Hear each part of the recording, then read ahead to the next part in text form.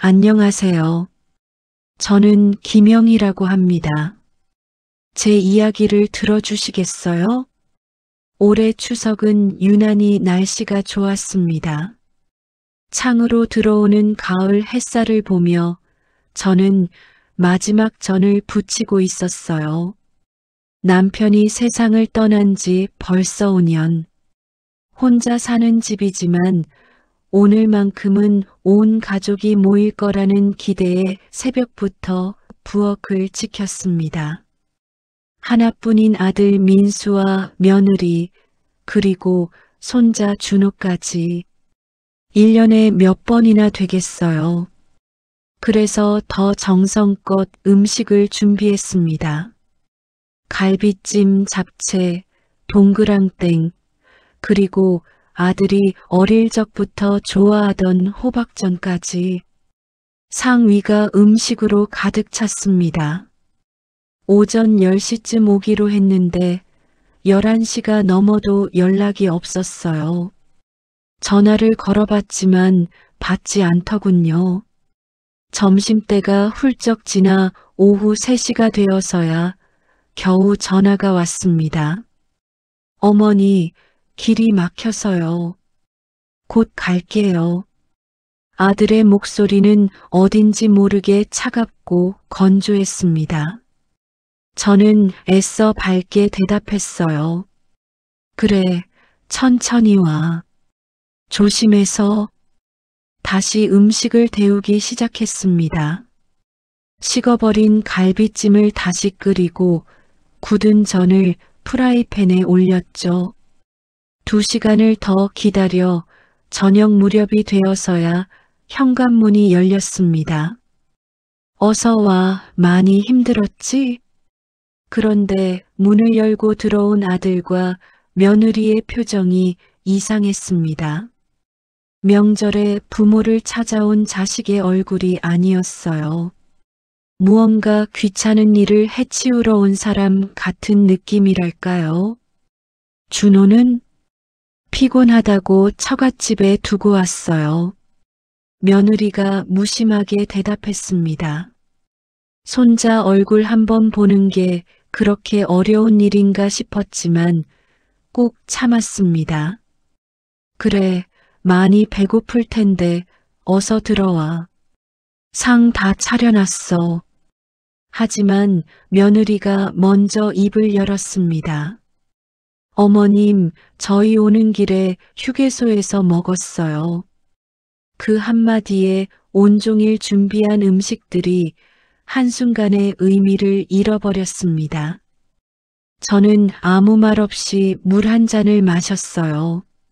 속이 타들어가는 것 같았지만 여기서 서운한 내색을 하면 안 된다고 생각했습니다. 며느리는 소파에 앉더니 가방에서 서류 뭉치를 꺼냈습니다. 그리고는 어색하게 웃으며 말했어요. 어머님, 사실 드릴 말씀이 있어서 왔어요. 저는 그 순간 불길한 예감이 들었습니다. 며느리는 사업을 확장하게 됐다며 은행 대출을 받으려면 이 집을 담보로 해야 한다고 말했습니다. 서류상으로만 명의를 바꾸면 된다면서요. 절대 어머님한테 피해 안 가요. 그냥 형식일 뿐이에요. 저는 서류를 들여다봤습니다. 효도약정서라는 제목이 적혀 있었어요. 내용을 읽어보니 집의 소유권을 아들에게 넘긴다는 내용뿐 만약의 경우에 대한 보호조항은 어디에도 없었습니다. 이건 안 되겠구나. 제가 단호하게 말하자 며느리의 얼굴이 차갑게 굳어졌습니다. 어머님, 지금 저희를 못 믿으시는 거예요? 믿고 안 믿고의 문제가 아니야.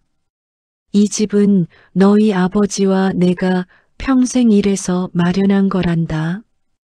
그러자 며느리가 가방에서 다른 서류를 꺼내 탁 하고 테이블에 던졌습니다.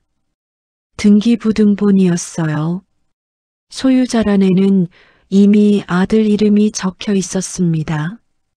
어머님이 뭘 아시겠어요?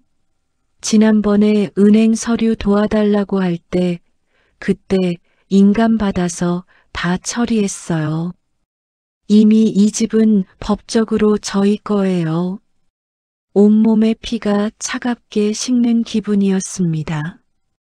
아들 민수는 제 눈을 마주치지 못하고 고개만 푹 숙이고 있었습니다. 모든 것을 알고 있었다는 뜻이었죠. 제 배를 아파 낳은 자식이 아내와 함께 저를 속인 겁니다. 지난 몇 달간 생각해 보니 아들 내외가 유난히 자주 찾아왔었어요. 은행 서류에 도장이 필요하다며 노후 준비를 도와주겠다며 인감을 가져갔던 일들이 주마등처럼 스쳐 지나갔습니다. 저는 그저 자식이 효심으로 하는 일인 줄로만 알았는데 그 모든 것이 오늘을 위한 계획이었던 겁니다. 그러니까 어머님 좋게 말할 때 저희 뜻대로 하셨으면 이런 일도 없었잖아요. 며느리는 승리자처럼 당당하게 말했습니다. 그리고는 마지막 통보를 하더군요. 저희도 이제 이 집을 담보로 대출받고 바쁘게 움직여야 하거든요. 오늘 당장 집에서 나가주셨으면 좋겠어요. 오늘 당장 나가라니. 수십 년을 살아온 내 집에서 내 아들 내외에게 그것도 1년의 가장 큰 명절인 추석날 저녁에 들은 말이었습니다. 저는 더 이상 아무 말도 할 수 없었습니다. 분노나 슬픔 같은 감정조차 느껴지지 않았어요. 그저 머릿속이 하얗게 변하고 이 모든 상황이 현실이 아닌 것만 같았습니다. 짐은 많이 챙기실 거 없죠? 간단하게 챙겨서 나오세요. 저희도 피곤해서 쉬어야 하거든요. 저는 로봇처럼 몸을 움직여 안방으로 들어갔습니다. 장롱을 열고 낡은 가방 하나를 꺼냈어요. 무엇을 챙겨야 할지 생각도 나지 않았습니다. 그저 손에 잡히는 대로 옷 몇 벌을 쑤셔 넣었습니다. 그리고 장롱 깊숙한 곳에 보관해 두었던 남편의 사진 한 장을 품에 안았습니다. 마지막으로 충전기에 꽂혀 있던 낡은 휴대폰을 챙겨 들었어요. 그게 제 전 재산이었습니다. 가방을 들고 거실로 나오자 아들 내외는 소파에 앉아 휴대폰만 들여다보고 있었습니다. 저는 그들의 얼굴을 쳐다보지 않았어요. 그저 텅 빈 추석상이 놓인 식탁을 한번 바라보고 조용히 현관으로 향했습니다. 제 손으로 현관문 손잡이를 잡고 문을 열었습니다. 차가운 밤 공기가 얼굴을 스쳤어요. 제가 문 밖으로 나서자마자 등 뒤에서 아들이 작은 목소리로 말했습니다. 엄마 미안해. 그 말을 듣는 순간 처음으로 눈물이 핑 돌았습니다. 하지만 저는 돌아보지 않았어요. 미안하다는 말로 이 모든 상황을 덮을 수는 없는 노릇이니까요. 제가 밖으로 완전히 나가자마자 등 뒤로 철컥하는 소리와 함께 현관문이 닫혔습니다. 잠시 뒤 잠금 장치가 돌아가는 소리까지 들려왔죠. 그렇게 저는 제 평생이 담긴 집에서 빈손으로 쫓겨나고 말았습니다. 차가운 밤 공기는 뼛속까지 스며드는 것 같았습니다. 정처 없이 걷다 보니 어느새 번화가에 닿아 있었어요. 화려한 네온사인과 젊은이들의 웃음소리가 이질적으로 다가왔습니다. 지금 제게는 단 한 푼의 돈도 없었어요. 당장 오늘 밤을 어디서 보내야 할지 막막했습니다. 한참을 걷다 보니 24시간 불이 켜진 카페가 눈에 들어왔습니다. 따뜻한 곳에 잠시만 앉아있자. 그 생각 하나로 저는 무거운 유리문을 밀고 안으로 들어갔습니다. 저는 최대한 눈에 띄지 않는 구석 자리를 찾아 조용히 앉았습니다. 주문은 할 수가 없었죠. 그저 물 한 잔을 마실 수 있다는 것에 감사할 따름이었습니다. 직원의 눈치가 보였지만 저는 애써 태어난 척 가방에서 책 한 권을 꺼내 들었습니다. 글자들이 눈에 잘 들어오지는 않았지만 허리를 꼿꼿이 세우고 책을 읽는 신용이라도 해야 했습니다. 나는 괜찮다. 나는 무너지지 않았다. 스스로에게 주문을 거는 것과 같았죠. 그렇게 저는 딱딱한 의자에서 뜬 눈으로 첫날 밤을 새웠습니다. 새벽이 밝아오고 카페 안 사람들이 하나둘 자리를 떠나기 시작했습니다. 저도 더는 버틸 수가 없어 자리에서 일어났죠. 밖으로 나오니 차가운 새벽 공기가 뼛속 깊이 파고들었습니다. 어디로 가야 할까? 막막함에 눈앞이 캄캄해졌어요. 그때 이른 아침 운동을 나온 사람들이 공원 화장실로 들어가는 모습이 보였습니다. 저는 홀린 듯이 그곳으로 향했어요. 차가운 물로 얼굴을 씻고 손수건으로 물기를 닦아냈습니다. 거울에 비친 제 모습은 하룻밤 사이에 10년은 더 늙어버린 초라한 노인의 모습이었습니다. 눈시울이 뜨거워졌지만 입을 악물고 눈물을 참았어요. 울어서 해결될 일은 아무것도 없었으니까요. 그날부터 저의 하루는 단순해졌습니다. 아침 일찍 공원 화장실에서 최소한의 몸단장을 하고 문 여는 시간에 맞춰 시립 도서관으로 향하는 것이었죠. 도서관은 제게 더없이 좋은 안식처였습니다. 따뜻하고 조용하고 무엇보다 저를 이상한 눈으로 쳐다보는 사람이 없었으니까요. 저는 매일 신문이란 신문은 모조리 정독했습니다. 세상이 어떻게 돌아가는지 잊고 싶지 않았어요. 신문을 다 읽고 나면 책을 빌려 읽었습니다. 역사책을 읽다 보면 제게 닥친 이 시련도 언젠가는 지나갈 한 페이지일 뿐이라는 생각에 조금은 위안이 되었습니다. 점심은 거르거나 운이 좋으면 근처 무료 급식소에서 해결했습니다. 저녁은 편의점에서 가장 싼 컵라면 하나로 때웠죠. 뜨거운 물을 부어 국물을 마실 때면 온몸에 온기가 퍼지면서 잠시나마 고단함을 잊을 수 있었습니다. 밤은 다시 24시 카페나 문을 닫지 않는 패스트푸드점에서 보냈습니다. 그렇게 하루하루를 버텨냈어요. 누군가에게 손을 벌리거나 제 처지를 한탄하며 주저앉는 일은 결코 하지 않았습니다. 그것은 제 자신에 대한 마지막 예의였어요.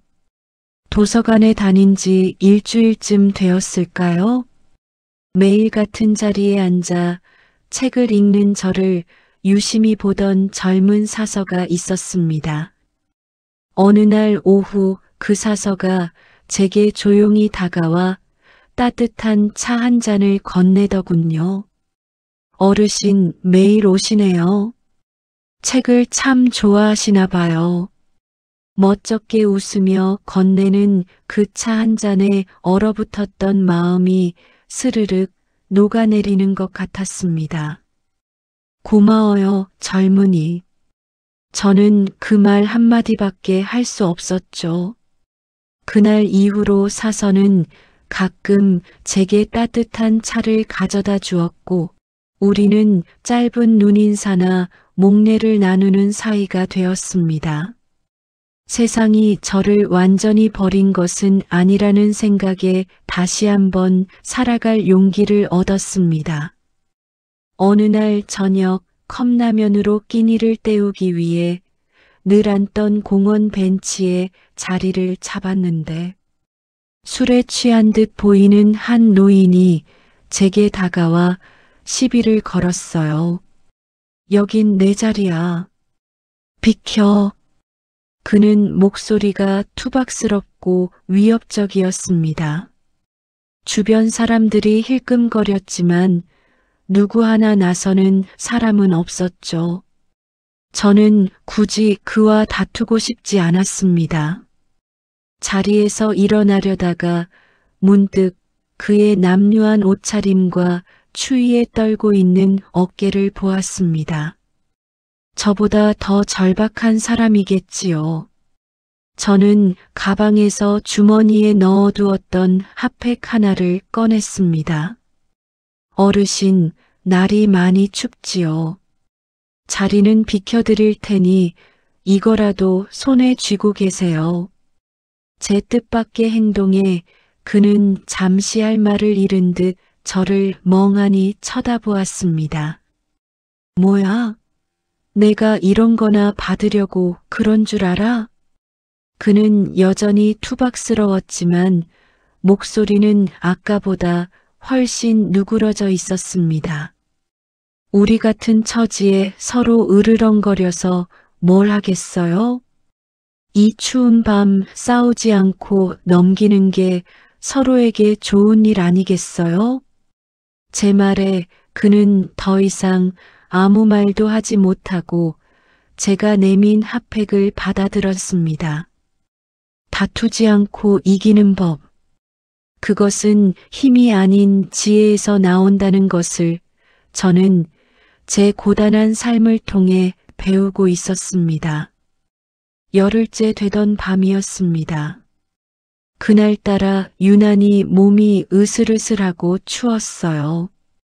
아마 며칠간 제대로 먹지도 자지도 못한 탓이겠지요. 저는 여느 때처럼 24시 카페 구석에 앉아 낡은 휴대폰을 만지작거리고 있었습니다. 남편과 함께 찍은 사진이 배경화면으로 설정되어 있었죠.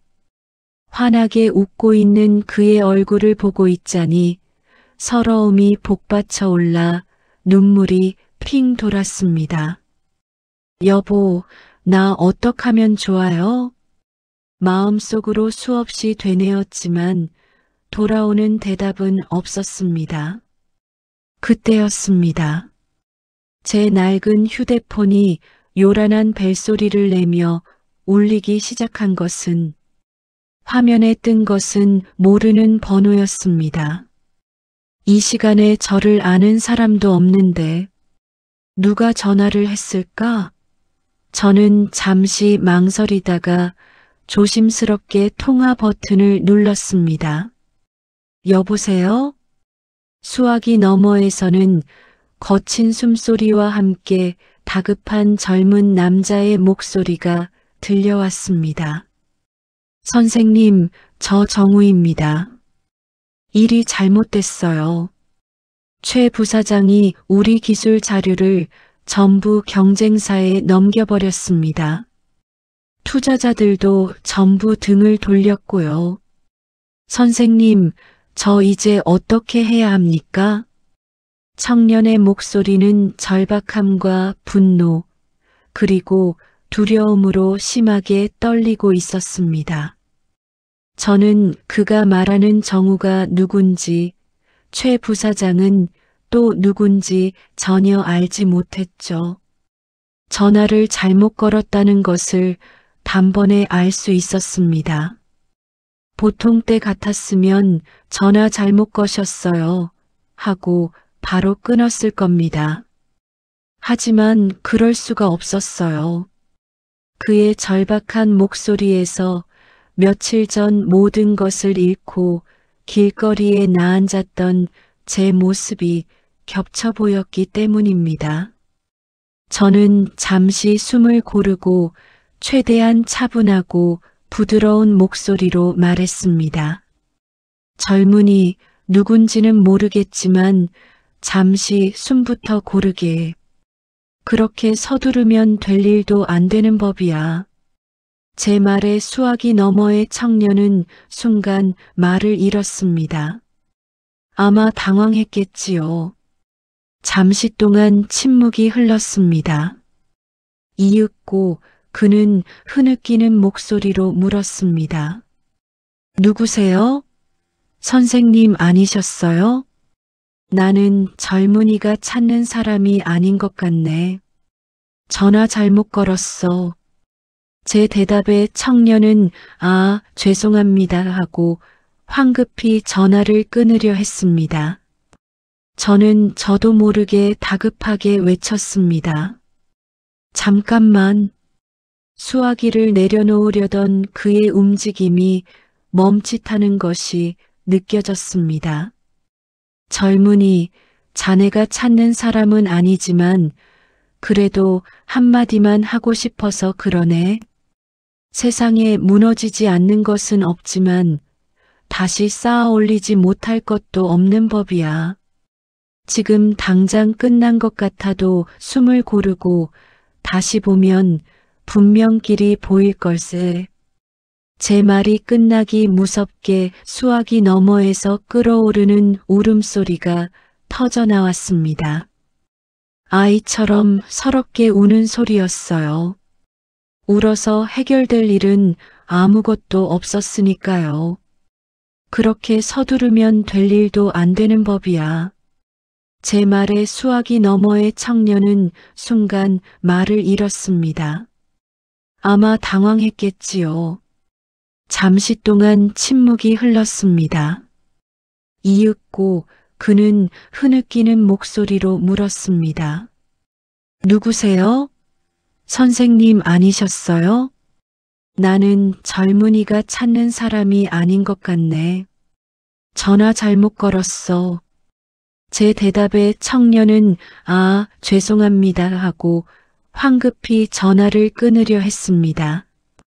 저는 저도 모르게 다급하게 외쳤습니다. 잠깐만.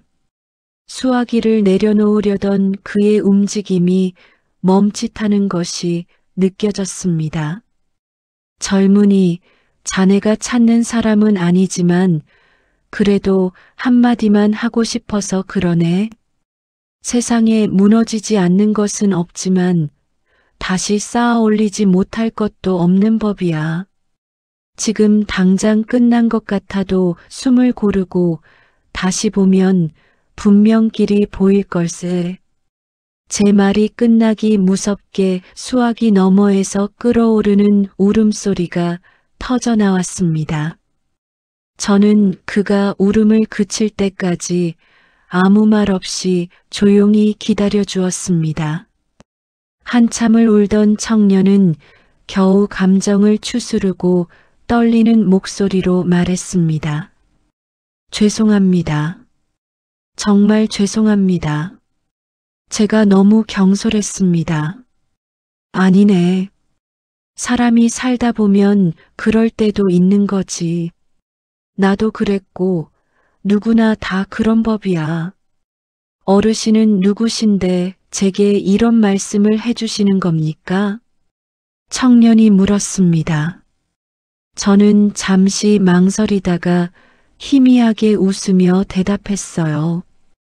그냥 인생의 쓴맛을 조금 먼저 본 나이 많은 늙은이일 뿐이라네. 우리는 그 후로도 한참 동안 통화를 이어갔습니다. 그는 자신의 이름이 박정우라고 밝혔고 믿었던 사람에게 배신당해 평생을 바쳐 일군 회사를 잃을 위기에 처했다고 털어놓았습니다. 저는 그저 묵묵히 그의 이야기를 들어주었을 뿐인데도 그는 제게 큰 위로를 받았다고 고맙다고 몇 번이고 말했습니다. 통화가 끝날 무렵 정우 씨는 제게 조심스럽게 부탁했습니다.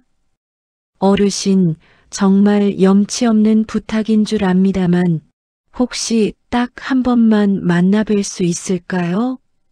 어르신께 제 이야기를 마저 들려드리고 조언을 구하고 싶습니다. 저는 오갈 데 없는 처지였습니다.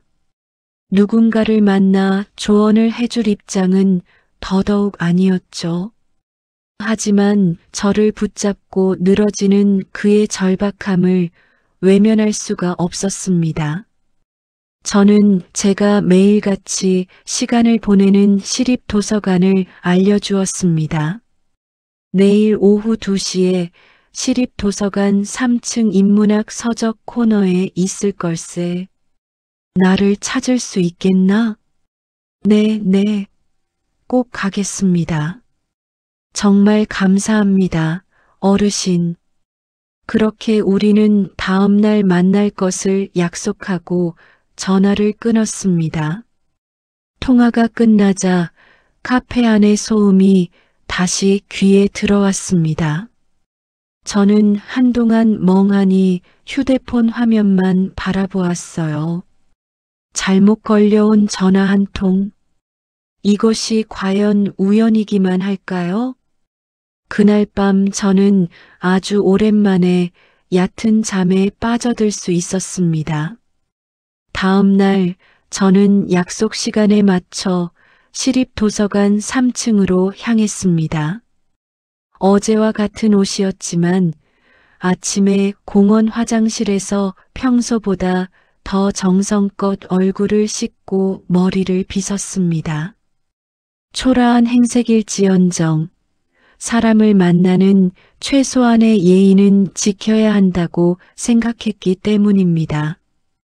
약속 장소인 인문학 서적 코너의 낡은 소파에 앉아 책을 읽으며 그를 기다렸습니다. 정말 올까? 반신반의하는 마음이었죠. 약속 시간인 2시가 거의 다 되었을 때 한 젊은 청년이 조심스럽게 제게 다가왔습니다. 저 혹시 어젯밤에 저와 통화하신 어르신이 맞으십니까? 어젯밤 전화기 너머로 들었던 목소리였습니다. 저는 고개를 들어 그를 바라보았어요. 30대 초반쯤으로 보이는 아주 말끔하고 훤칠한 청년이었습니다.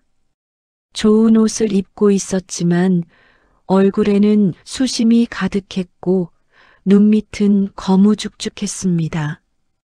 그가 바로 박정우 씨였죠. 저는 조용히 고개를 끄덕였습니다.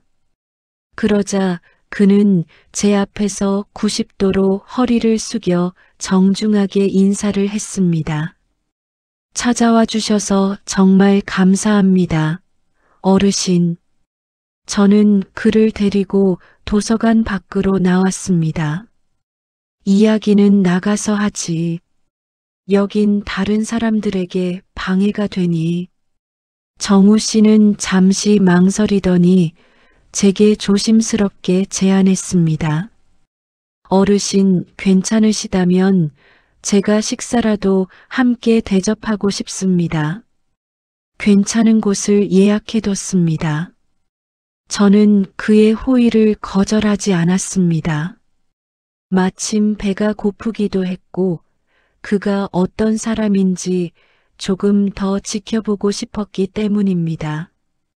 그를 따라 도착한 곳은 시내에서 가장 좋은 호텔의 레스토랑이었습니다. 입구에서부터 저를 위아래로 훑어보는 직원의 시선이 느껴졌지만 저는 아무렇지 않은 척 허리를 꼿꼿이 세우고 그의 뒤를 따랐습니다. 창가에 자리를 잡은 우리는 음식을 주문하고 나서야 본격적으로 이야기를 나누기 시작했습니다. 그는 어젯밤에 다하지 못했던 자신의 이야기를 소상하게 털어놓았어요. 그는 젊은 나이에 맛있는 우리밥이라는 간편식 회사를 창업했고 건강하고 정직한 맛을 내세워 꽤 성공 가도를 달리고 있었다고 합니다. 하지만 회사가 커지자 대기업에서 그의 기술과 브랜드를 탐내기 시작했고 그 과정에서 믿었던 동업자에게 배신을 당해 모든 것을 빼앗길 위기에 처했다는 것이었죠. 그의 이야기를 듣는 내내 저는 제 아들을 생각했습니다. 저 젊은이의 반이반만큼이라도 정직하고 성실했더라면 어미의 등에 칼을 꽂는 짓은 하지 않았을 텐데 말입니다. 이야기를 하는 동안 주문한 음식들이 차례대로 나왔습니다. 화려하게 장식된 전체 요리부터 부드러운 수프, 그리고 최상급이라는 스테이크까지. 정우 씨는 제게 음식 맛이 어떤지 계속해서 물었습니다. 마치 저를 시험이라도 하는 것 같았죠. 저는 음식 하나하나를 음미하며 맛을 보았지만 이렇다 할 평가는 하지 않았습니다. 그저 조용히 고개를 끄덕이거나 희미하게 미소를 지을 뿐이었죠. 마지막으로 된장찌개를 곁들인 한식 반상이 나왔습니다. 정우 씨는 유독 된장찌개를 가리키며 제게 물었습니다. 어르신, 이 된장찌개는 저희 호텔의 자랑입니다. 맛이 어떻습니까? 저는 숟가락으로 국물을 한술 떠서 입에 넣었습니다. 그리고는 아무 말 없이 숟가락을 내려놓았어요. 제 표정을 살피던 정우 씨가 조심스럽게 물었죠. 왜 그러십니까? 어르신 입에 맞지 않으십니까? 저는 그를 똑바로 쳐다보며 말했습니다. 젊은이, 나를 시험하는 건가? 제 돌직구에 그는 당황한 기색이 역력했습니다. 아닙니다. 그저 어르신의 고견을 듣고 싶었을 뿐입니다. 저는 희미하게 웃으며 다시 입을 열었습니다. 이 레스토랑의 음식들은 겉은 아주 화려하네. 좋은 재료를 쓴 것도 알겠고, 하지만 기본이 부족해. 저 스테이크는 좋은 고기를 너무 오래 익혀서 질기고, 아까 나온 수프는 크림 맛이 너무 강해서 재료 본연의 맛을 다 가려버렸어. 그리고는 앞에 놓인 된장찌개 뚝배기를 가리켰습니다. 그리고 이건 된장찌개가 아니야. 네. 그게 무슨 말씀이십니까? 정우 씨의 눈이 동그래졌습니다. 이건 된장 냄새가 나는 소금국일 뿐이야. 공장에서 대량으로 찍어낸 정체모를 첨가물이 가득 들어간 공장 된장 맛이지. 좋은 장은 짠맛 뒤에 은은한 단맛과 구수한 맛이 함께 올라와야 하는 법인데 이건 그저 짜기만 할 뿐이야. 깊이가 없어. 음식을 만드는 사람의 마음, 그리고 기다림의 시간이 전혀 느껴지지 않는 맛이란 말일세. 제 말에 정우 씨는 한동안 아무 말도 하지 못하고 충격에 빠진 듯한 표정으로 저를 바라보았습니다. 한참의 침묵 끝에 그는 어렵게 입을 열었습니다. 어르신, 사실 그 된장찌개는 저희 회사에서 이번에 야심차게 개발한 신제품입니다. 저는 놀라지 않았습니다. 어쩐지 그럴 것 같다는 예감이 들었기 때문이죠. 그는 자신이 운영하는 맛있는 우리밥이 바로 그 간편식 회사이며 건강하고 정직한 맛을 추구했지만 최근 들어 맛이 부족하다는 평가와 함께 매출이 급락하고 있다고 고백했습니다. 그리고 그 틈을 타 대기업에서 회사를 집어삼키려 한다는 것이었죠. 그는 자리에서 일어나 제 앞에 다시 한번 허리를 깊이 숙였습니다. 어르신, 제가 사람을 잘못 본 것이 아니었습니다. 어르신이야말로 저희 회사가 찾던 분입니다. 부디 저희 회사의 맛 고문이 되어 주십시오. 어르신의 그 깊이를 아는 혀와 음식에 대한 철학이 필요합니다. 그는 적잖은 숙소는 물론 충분한 대우를 약속했습니다.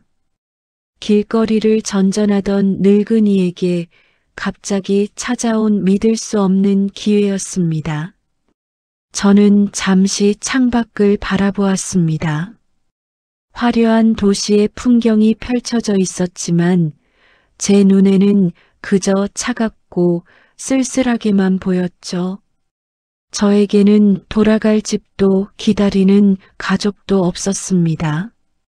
이대로 길 위에서 쓰러져 가느냐 아니면 이 젊은이의 손을 잡고 새로운 기회를 잡아보느냐 선택은 분명했습니다.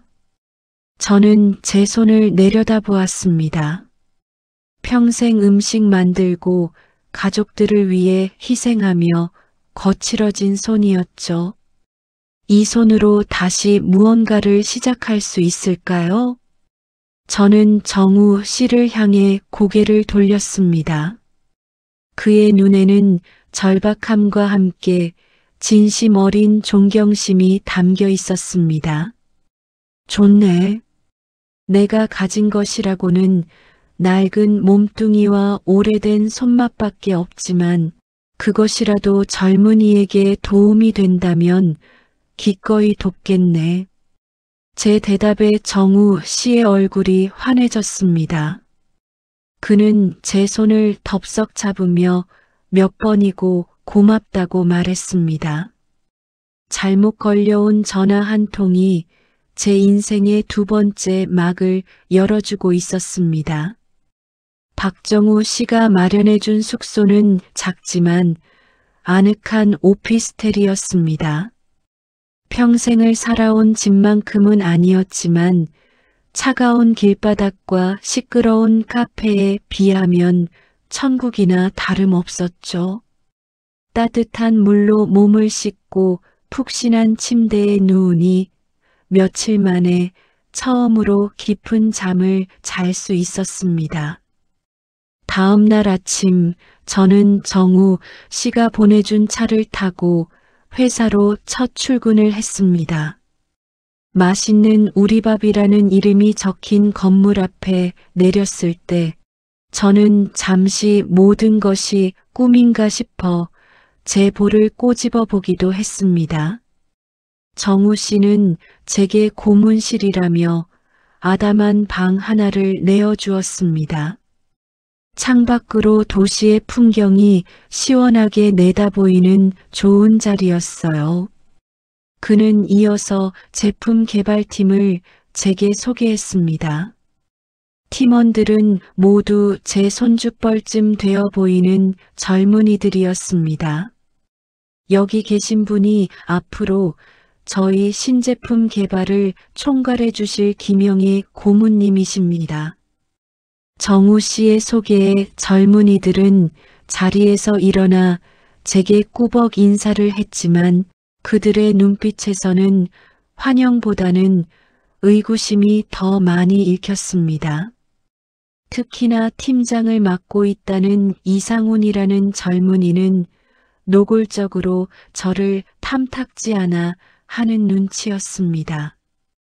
첫 회의 시간, 저는 그들이 개발했다는 신제품들의 문제점을 조목조목 짚어주었습니다. 이 김치찌개는 너무 달아. 설탕으로 억지로 신맛을 감추려고 한 것 같군. 이 육개장은 맵기만 할 뿐 국물의 깊은 맛이 전혀 없어. 제 지적에 팀원들의 표정이 하나둘 굳어지기 시작했습니다. 이 팀장은 제 앞에 각종 성분 분석표와 그래프를 내밀며 반박했습니다. 고문님, 저희 분석으로는 나트륨 함량이나 당도가 모두 황금 비율에 가깝습니다. 소비자 선호도 조사에서도 나쁘지 않은 결과를 얻었고요. 저는 그가 내민 서류는 쳐다보지도 않고 말했습니다. 젊은이, 사람의 혀는 그런 숫자로만 움직이는 게 아니야. 음식에는 만드는 사람의 마음과 기다림의 시간이 담겨야 하는 법이지. 당신들이 만든 음식에는 그게 빠져 있어. 제 말에 회의실 분위기는 싸늘하게 식어버렸습니다. 회의가 끝난 뒤 저는 개발실로 향했습니다. 그리고 그곳에 있던 시판용 간장, 된장, 고춧가루를 모조리 치우라고 지시했어요. 이런 것들로는 절대 진짜 맛을 낼 수 없어. 모든 장은 우리가 직접 담글 걸세. 그날부터 저의 고군분투가 시작되었습니다. 저는 회사의 지원을 받아 가장 좋은 국산 콩과 천일염을 구해왔습니다. 그리고 개발실 한편에 커다란 항아리들을 들여놓았죠. 저는 메주를 쑤는 것부터 시작했습니다. 콩을 삶고 찍고 모양을 빚어 새끼줄로 엮어 매달았죠. 이 팀장은 그런 제 옆에서 온도계와 습도계를 들고 다니며 모든 것을 기록하려 애썼습니다. 고문님, 콩을 삶는 정확한 온도는 몇 도입니까?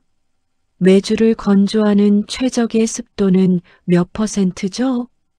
저는 그의 질문에 웃으며 대답했습니다. 그런 건 없어. 콩이 손으로 부드럽게 으깨질 때까지, 메주가 햇볕 좋은 날 반나절 동안 꾸덕하게 마를 때까지. 그게 전부야. 그렇게 몇 달이 흘렀습니다. 제가 직접 담근 된장과 간장이 항아리 속에서 맛있게 익어가는 동안 회사의 상황은 점점 더 나빠지고 있었어요. 드디어 장을 가르는 날이 왔습니다. 저는 삭힌 메주를 쪼개어 장을 만들고 까만 즙을 걸러 간장을 달였습니다. 개발실 안은 구수하고 깊은 장 냄새로 가득 찼죠.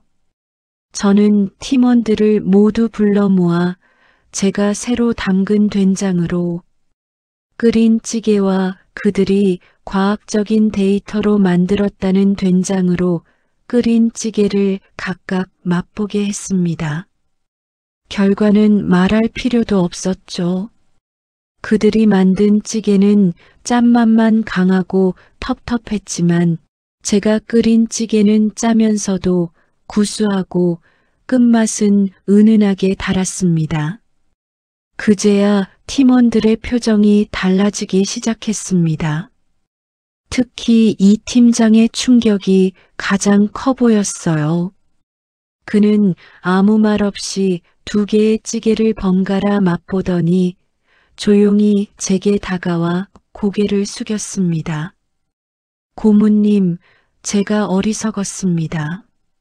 숫자가 전부가 아니라는 말씀이 무슨 뜻인지 이제 알겠습니다.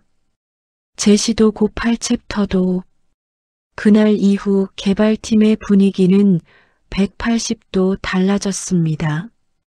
젊은이들은 제 옆에 달라붙어 하나라도 더 배우려고 했어요. 저는 그들에게 제가 평생을 바쳐 터득한 모든 것을 아낌없이 가르쳐 주었습니다. 우리는 밤낮 없이 새로운 제품 개발에 매달렸습니다. 그렇게 탄생한 것이 바로 영희 할머니의 집밥 시리즈였습니다. 제가 직접 담근 장으로 맛을 낸 된장찌개, 청국장, 그리고 김치찌개였죠. 제품은 출시되자마자 폭발적인 반응을 얻었습니다. 어머니가 끓여주시던 바로 그 맛이다. 인공적인 맛이 전혀 나지 않는 진짜 찌개라는 소비자들의 칭찬이 쏟아졌어요. 출시 3개월 만에 저희 제품은 간편식 시장의 모든 경쟁 제품을 누르고 당당히 판매 1위에 올랐습니다. 회사는 단숨에 위기에서 벗어나 업계에서 가장 주목받는 기업이 되었어요. 영희 할머니의 집밥이 큰 성공을 거두면서 제 이름 앞에는 전통의 맛을 지켜온 장인이라는 근사한 수식어가 붙게 되었습니다. 각종 언론 매체에서 저를 인터뷰하고 싶다는 요청이 쇄도했죠. 어쩔 수 없이 저는 한 방송사의 아침 정보 프로그램에 출연하기로 했습니다. 방송이 나간 뒤 회사의 인지도는 더욱 높아졌고 제품은 날개 돋친 듯 팔려나갔습니다.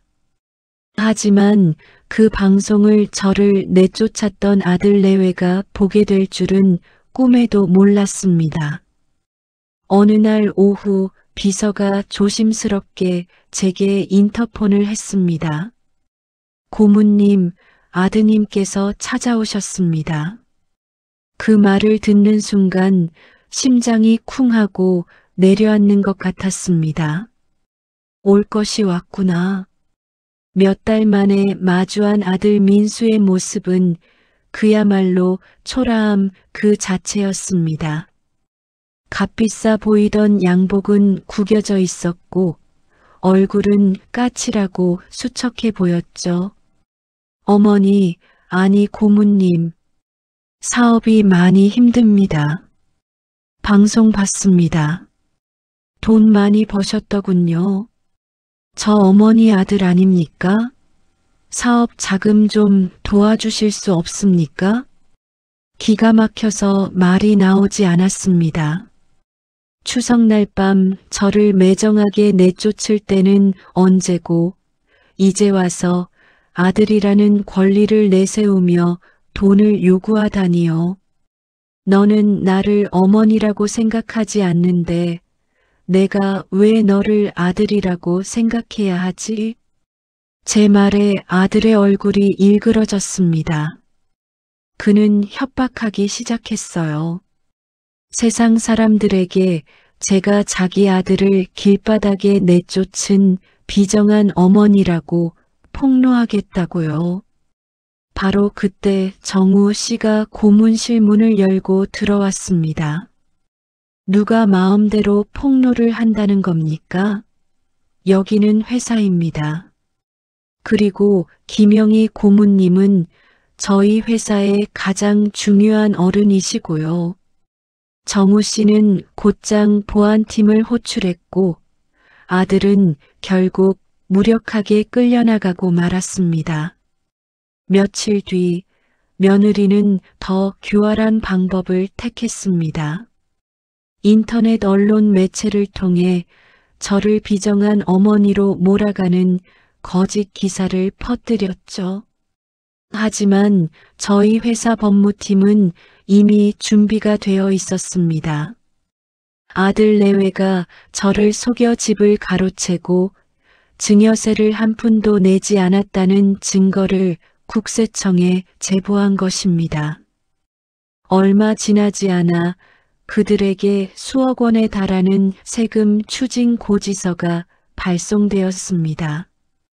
그들이 제 집을 팔아치우고 손에 쥐었던 돈보다도 훨씬 더 큰 금액이었죠. 궁지에 몰린 그들은 더 끔찍한 일을 저질렀습니다. 새벽에 공장에 몰래 침입해 장독대의 항아리에 오물을 쏟아부은 것입니다. 하지만 그들의 모든 행동은 CCTV에 고스란히 녹화되고 있었습니다. 저는 그들에게 마지막 선택권을 주었습니다. 집의 명의를 원상복구하고 탈세한 세금을 모두 납부하고 다시는 제 앞에 나타나지 않는다면 오늘의 일은 없던 일로 해주겠다고요. 그들은 결국 떨리는 손으로 서류에 도장을 찍었습니다. 며칠 뒤 제게서 빼앗겼던 집의 등기부등 본이 다시 제 이름으로 깨끗하게 정리되었습니다. 저는 그 집을 팔지 않았습니다. 대신 갈 곳 없는 미혼모나 가정, 폭력에서 벗어난 여성들이 잠시 쉬어갈 수 있는 쉼터 영희의 집으로 만들었습니다. 시간이 흘러 다시 추석이 돌아왔습니다. 작년 추석을 생각하면 지금 제가 이렇게 평온한 마음으로 명절을 맞이하고 있다는 사실이 꿈만 같았죠. 영희의 집은 아침부터 시끌벅적하고 활기가 넘쳤습니다. 젊은 엄마들과 그들의 아이들, 그리고 명절에도 오갈 데 없는 회사 직원, 몇몇 마지막으로 아들처럼 저를 살뜰히 챙기는 정우 씨까지 우리는 함께 거실에 둘러앉아 송편을 빚었습니다. 아이들의 웃음소리가 집안에 가득 울려 퍼졌고 부엌에서는 맛있는 음식 냄새가 솔솔 풍겨왔어요. 작년 이맘때 텅 빈 상 앞에서 홀로 눈물 짓던 제 모습이 아득하게 멀게만 느껴졌죠. 저는 더 이상 외롭지 않았습니다. 잘못 걸려온 전화 한 통이 제 인생을 송두리째 바꿔놓았지만 그 기회를 붙잡고 새로운 삶을 일구어낸 것은 결국 제 자신의 선택이었습니다. 이것이 진짜 가족이 아니면 무엇일까요? 제 인생의 따뜻한 오답은 바로 지금부터가 진짜 시작입니다.